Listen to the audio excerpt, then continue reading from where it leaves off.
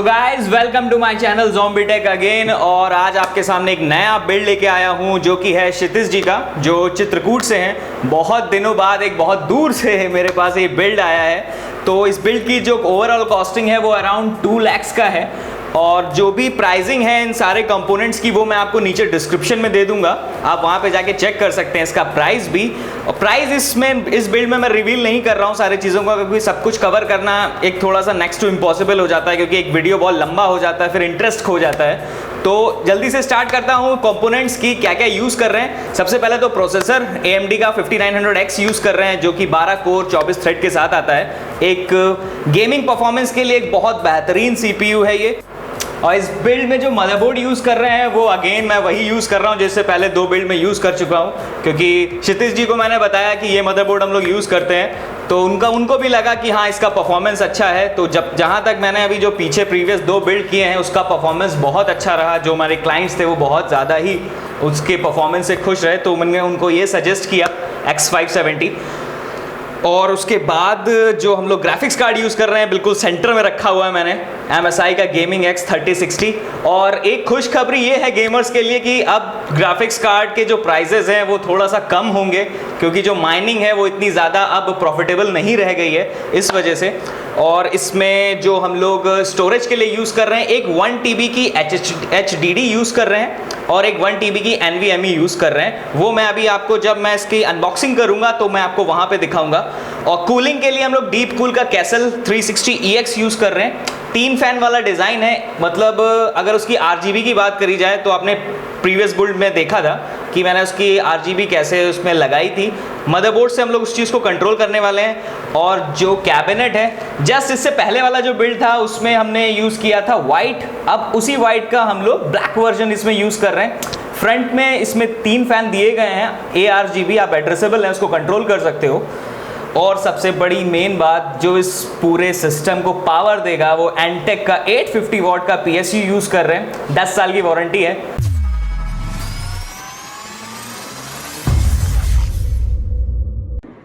So guys सबसे पहले हम अनबॉक्स कर रहे हैं इसका मदरबोर्ड, जो MSI की तरफ से आता है MAG X570 Tomahawk WiFi edition. WiFi और ब्लूटूथ इसमें इनबिल्ट है। और 2 हमें इसमें स्लॉट जो मिलते हैं वो NVMe के मिलते हैं, वहाँ पे भी हम लोग स्टोरेज के लिए लगा सकते हैं और एक फास्टर परफॉर्मेंस हमें वहाँ पे मिलता है। तो जल्दी से मैं बॉक्स कंटेंट दिखा देता हूँ, बॉक्स खोल देता हूँ आपके सामने।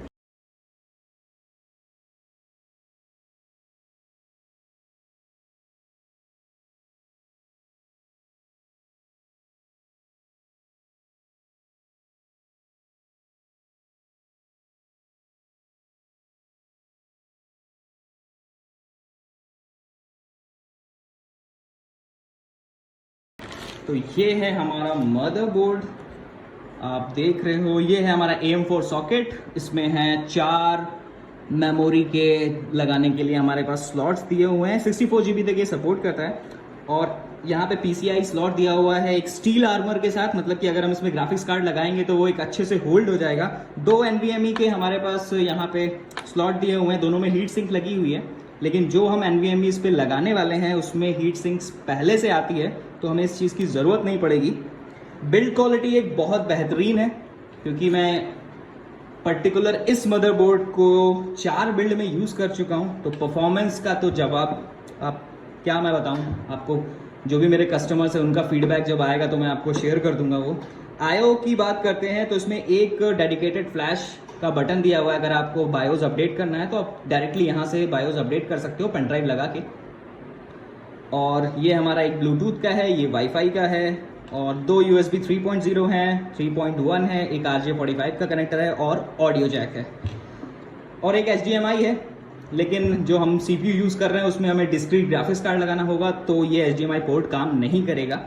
USB Type-C भी यहाँ पे दिया हुआ है। और अगर हमारा कैबिनेट USB Type-C सपोर्ट करता होगा तो हम उसको फ्रंट से भी एक्सेस कर सकते हैं। फाइनली ये कार्ड मेरे पास आ चुका है तिबारा, मतलब कि 2 तो मैं बिल्ड कर चुका हूँ, ये तीसरा कार्ड है इस वीक का।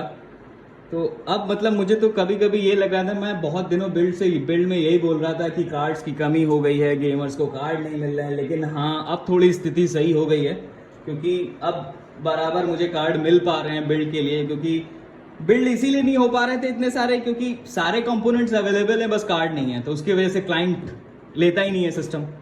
तो फाइनली अब कार्ड अवेलेबल होने लगे हैं, thanks to Acro engineering company जिन्होंने मुझे ये कार्ड अवेलेबल कराया है। तो सबसे पहले तो मैं इसको अनबॉक्स कर लेता हूँ, दिखाता हूँ कि कैसा है कार्ड और इसके बॉक्स कंटेंट क्या क्या है।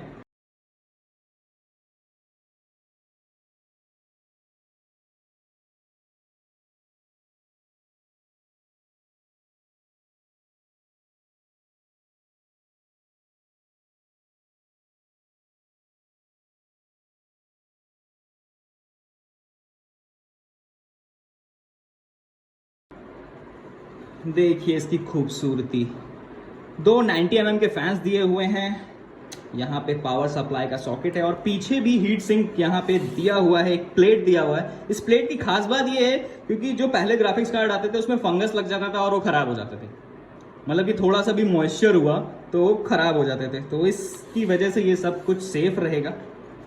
और ये यहाँ से अगर आप देख पा रहे हो तो ये पूरी एक बहुत ज़्यादा फिन्स वाली एक हमारी कूलिंग प्लेट लगी हुई है इसमें। आप इधर से देखो ये सारी चीज़ें यहाँ पे, मतलब कि एयर यहाँ से आएगी और यहाँ से ऊपर से डिसिपिएट हो जाएगी हीट लेके। अब इसके आईओ पोर्ट्स के बारे में बात कर लेते हैं। तो इसमें 3 DP पोर्ट मिलते हैं और एक HDMI, आप देख पा रहे हो यहाँ पे। और ये है हमारा PCI स्लॉट में जो ये लगेगा। अभी तक के लिए इतना ही, क्योंकि जब मैं इसको लगाऊंगा और इसका जब परफॉर्मेंस चेक होगा तो बाकी इन्फॉर्मेशन आपको वहाँ मिल जाएगी। तो अभी मैं इसको साइड में रखता हूँ, जब मैं इसको इंस्टॉल करूँगा तब आपको और बताऊँगा इस ग्राफिक्स कार्ड के बारे में। कि सो गाइज ये है हमारा AC। AC इसलिए बोल रहा हूँ क्योंकि यार गर्मी बहुत ज़्यादा हो गई और सिस्टम को ठंडा रखने के लिए, मतलब सिस्टम का खुद का एक पर्सनल AC है ये, RGB वाला कैसल 360 EX RGB के साथ आता है। क्रॉस फैंस बने हुए हैं इसमें, मतलब कि जो लाइटिंग है वो इन क्रॉस सेक्शंस में दी गई है और एक मिडिल में दी गई है, तो आप उसको कंट्रोल कर सकते हो मदरबोर्ड से। और कैबिनेट में खुद का कंट्रोलर भी है, आप उससे भी कंट्रोल कर सकते हो। लेकिन मैं सजेस्ट करता हूँ कि अगर आप मदरबोर्ड से कंट्रोल करोगे तो वो ज़्यादा बेटर रहेगा। और आप देख रहे होगे कि इस पे पहले तो पॉलीथिन रहती थी, सील रहता था, खुला हुआ है। खुला इसलिए हुआ है कि एक चीज़ मैं इसमें पहले टेस्ट करना चाह रहा था कि जो ये इसका रेडिएटर है वो मैं अप साइड माउंट करने वाला था, लेकिन जब मैंने इस रेडिएटर का साइज़ देखा और कैबिनेट का साइज़ देखा तो मुझे लगा कि ये नहीं माउंट नहीं हो सकता है। तो अब मैं इसको फ्रंट साइड माउंट करूँगा। तो मैं आपको अनबॉक्स करके दिखा देता हूँ कि ये एक्चुअल में जो 360 है वो कितना बड़ा है इसका रेडिएटर। तो यहाँ पे है, सबसे पहले मैं रेडिएटर नहीं निकाल रहा हूँ, मैं इसकी जो इसके अंदर और कंपोनेंट्स मिले हैं वो बता दे रहा हूँ। इसके अंदर सारी चीज़ें, प्लेट्स, ब्रैकेट्स और सारी चीज़ें इसके अंदर हैं, मतलब कि इसके स्क्रूज वगैरह। क्योंकि जो हमारा वाटर कूलर होता है, ये सारी चीज़ें ये 2 फॉर्मेट में आता है, इंटेल और AMD। तो इसमें इंटेल के भी कंपोनेंट्स हैं और AMD के भी कंपोनेंट्स हैं। तो हम इस समय AMD यूज़ कर रहे हैं तो सिर्फ AMD के ही यूज़ करेंगे इसमें। और जब मैं इंस्टॉलेशन करूंगा तो आपको बताऊंगा कि कौन सी प्लेट AMD की होती है और उसको कैसे डिफरेंशिएट करते हैं। तो इसको अभी साइड में रख देता हूँ। सो गाइज ये है हमारा AMD का Ryzen 9 5900X, एक बहुत शक्तिशाली और एक धुआंधार वाला प्रोसेसर है। आप देख सकते हो इसमें 12 कोर 24 थ्रेड के साथ आता है। जो इसकी मैक्सिमम बूस्ट है वो 4.8 है और एक नॉर्मल, जब ये आइडल कंडीशन में चलता है तो ये 3.7 गीगाहर्ट्ज़ के बेस क्लॉक पे चलता है। एक डिस्क्रीट ग्राफिक्स कार्ड के लिए इसको चाहिए। तो मैं इसकी सील ओपन कर देता हूँ।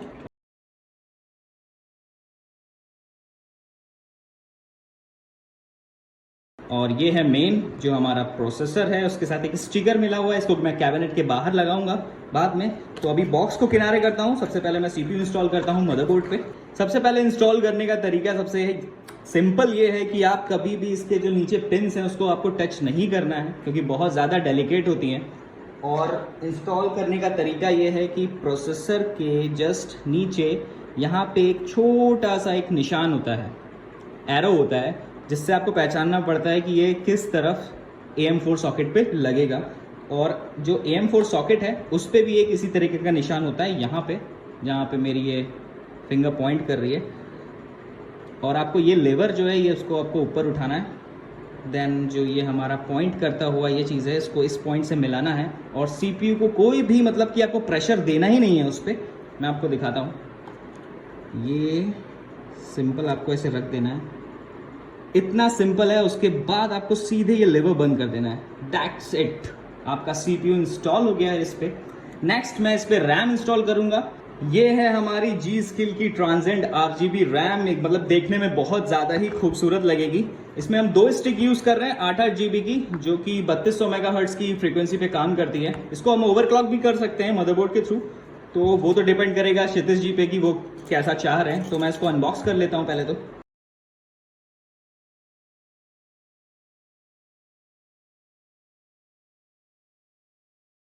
तो मेन प्रोडक्ट पे आते हैं, जो हमारी रैम है। मतलब कि आप जब इसको फील कर रहा हूँ ना, तो मुझे इतनी हैवी लग रही है ये हीट सिंक के साथ। और यहाँ पे आपकी RGB लाइट्स जलेंगी इसकी, और जब मैं इंस्टॉल करूँगा तो ये और खूबसूरत लगेगा। सो इसको इंस्टॉल करना बहुत ही ईजी है। आपको ये जो स्लॉट कट बना हुआ है, इसको मदरबोर्ड पे जो रैम पे स्लॉट पे कट बना हुआ है, इस पे मैच करना होता है और लगाना होता है। तो उसको इंस्टॉल करने से पहले आपको ये 2 नॉच जो है ये ओपन करनी है, और सिंपल इसको मैच करके इस पर लगा देना है। कभी भी आपको एक चीज़ मैं बताना चाहता हूँ कि ये जो नॉच है, इसको कभी भी आप मत टच करिएगा जब भी रैम इंस्टॉल कर रहे हो। रैम इंस्टॉल करना है, सिर्फ आपको रैम इंसर्ट करनी है और रैम को पुश कर देना है। ये ऑटोमेटिक कट की एक आवाज़ आएगी, जिससे कि ये रैम लॉक हो जाएगी इसमें। सिंपल मैं इसका दूसरा रैम भी ऐसे ही इंस्टॉल करूँगा।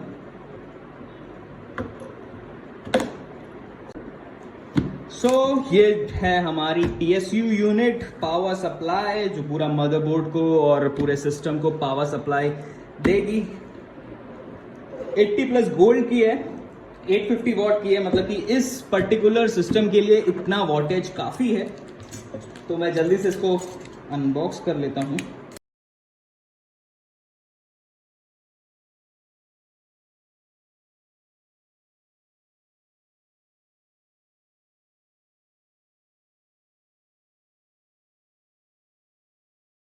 और ये रही हमारी पावर सप्लाई। एक 120 mm का कूलिंग फैन लगा हुआ है, जिससे पावर सप्लाई ठंडी रहती है। और एक अच्छी चीज़ इस पावर सप्लाई में यहाँ पे ये है कि यहाँ पे एक हाइब्रिड मोड दिया हुआ है। मतलब कि जब आपके घर में कोई वोल्टेज डाउन है या फिर आप अच्छा परफॉर्मेंस नहीं मिल रहा है, तो आप इसको हाइब्रिड मोड ऑन कर सकते हो। तो पावर सप्लाई इस मोड में चली जाएगी कि जो आपका सिस्टम है उसको जो भी पावर की नीड है वो फुलफिल कर देगा ये। मतलब कम वोल्टेज में भी आपका सिस्टम अच्छा परफॉर्म करेगा। इधर से साइड में देख लेते हैं, यहाँ पे हमारे पास सारे स्लॉट्स मदरबोर्ड और PCI और सेटा के सारे स्लॉट्स दिए हुए हैं। तो जो केबल की ज़रूरत होगी मैं सिर्फ वो यहाँ पे लगाऊंगा।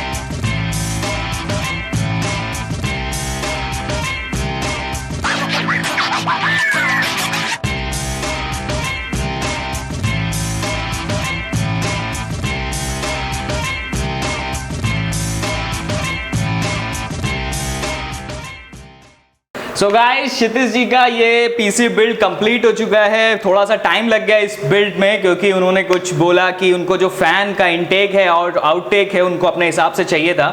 तो मैंने आगे जो रेडिएटर है उस पर फैन ना लगा के उसको अंदर की तरफ लगाया है, ताकि जब आप इसको पीसी को देखेंगे अंदर से तो और ज़्यादा खूबसूरत लगे। और जो फ्रंट के जितने भी RGB फैंस हैं वो मदरबोर्ड से कंट्रोल हो रहे हैं। वो मैंने अभी कंट्रोल करके देखे उस चीज़ को, तो वो बिल्कुल परफेक्टली कंट्रोल हो रहा है। तो बाकी सारे स्पेक्स तो मैं आपको पहले बता चुका हूं। और मुझे प्लीज़ बताइएगा कि ये पीसी कैसा लग रहा है, क्योंकि इससे जस्ट पहले मैंने एक वाइट कलर का लियानली की सेम चेसिस पे मैंने उसको बिल्ड किया था। इस बार मैंने ब्लैक पे बिल्ड किया है। सो जो ये बिल्ड है वो एकदम ताबड़तोड़ परफॉर्मेंस वाला बन चुका है 3060 के साथ। इसका जो मैंने इसमें कॉम्बो लगाया है, इस मदरबोर्ड और 3060 और जो पावर सप्लाई है और जो प्रोसेसर है इसका, 5900X एक ज़बरदस्त परफॉर्मेंस देने वाला है। आई होप क्षितिज जी को ये परफॉर्मेंस बहुत अच्छा लगेगा, उनको भी पसंद आएगा।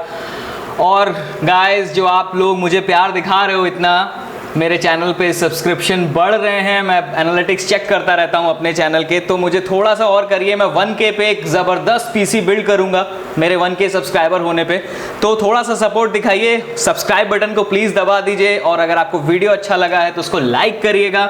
मिलता हूँ आपसे नेक्स्ट वीडियो में, तब तक के लिए थैंक यू।